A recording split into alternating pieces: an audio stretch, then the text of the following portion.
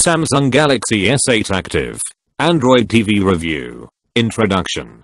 Samsung's Galaxy Active series and increasingly ruggedized wearables have helped establish the company's prowess as the only true champion for more active, or careless, mobile consumers. Starting with the Galaxy S4 Active, Samsung began offering IP67 waterproofing years before it was a flagship standard, and rugged design, which has now expanded to military standard certifications in drop tests, extreme temperatures, and IP68 waterproofing. Year after year these active variants have been released shortly after Samsung's Galaxy flagship, often tweaking small aspects of inner hardware to match the outer theme. This year we see arguably the Android phone of the year, the Galaxy S8, step up 1000 mAh in battery size, and gain all the rugged military-grade hardware to produce the Galaxy S8 Active.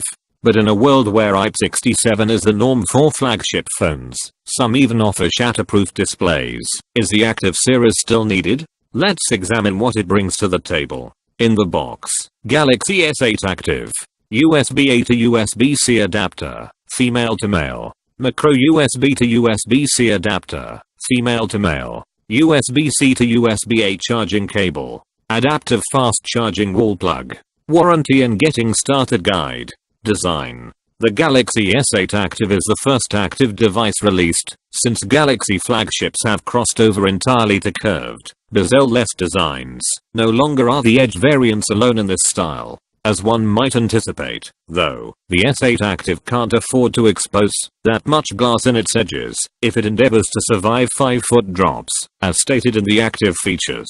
Gorilla Glass 5 encases the display, which is then covered by a shatter-resistant shield. Unfortunately, early reports seem to indicate that this shield is very soft and prone to scratches, much like the Moto Z2 Force's shatterproof screen, which garnered similar criticism.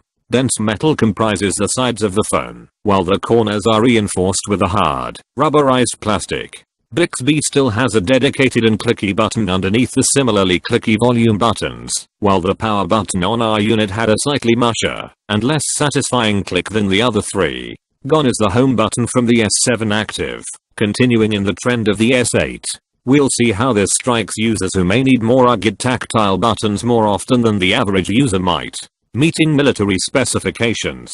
MIL-STD 810G for enduring drops, extreme temperatures, and much more, as well as IP68 water and dust proofing. The S8 Active is a phone of solid constitution. The thicker edges of the device not only add durability, but also space for a 1000 mAh increase in battery capacity. Altogether, the added thickness and weight still leave the device with a good feel in hand. While of course not as light as the svelte S8, 50 grams heavier to be exact, the S8 Active is only about 20 grams heavier than the S7 Active, with the same thickness and width, while only being about 1/10 of an inch taller. Once again, Samsung achieves a sturdy design that leaves no worries in the most fearless outdoor warrior's heart, while still making a pocketable device that feels substantial, but not like a brick in the hand, or pocket. Display. Though the Infinity display isn't in full effect here, with its typically curved design and near bezel-less edges, you'll still find the rounded corners and high screen-to-body ratio,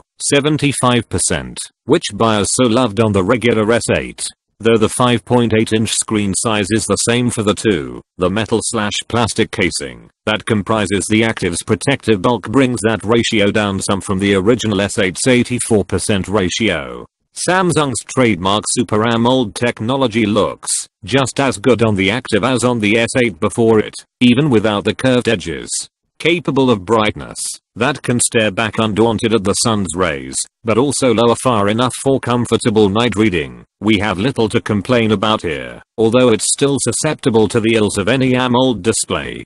Colors are pleasing to look at, albeit super saturated with less than perfect viewing angles which produce a bluish hue as the phone is tilted. Color accuracy can be tweaked to an extent by utilizing various color modes and sliders found in the display settings, though we found most tweaks to affect red balances more than anything, never quite giving us proper color representation. Although somewhat bluish, we found the default adaptive display mode to be the most pleasing to look at.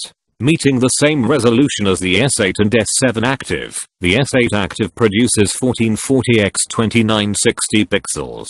It's a quite pleasing screen to view pictures and video or consume content of any kind. But of course, its 18.5:9 ratio still lends itself to cropping or letterboxing in most video watching scenarios. So, as always, pick your poison. Thank you for watching. If you enjoy this video review Android TV, please share, like, comment and subscribe. Have a nice day.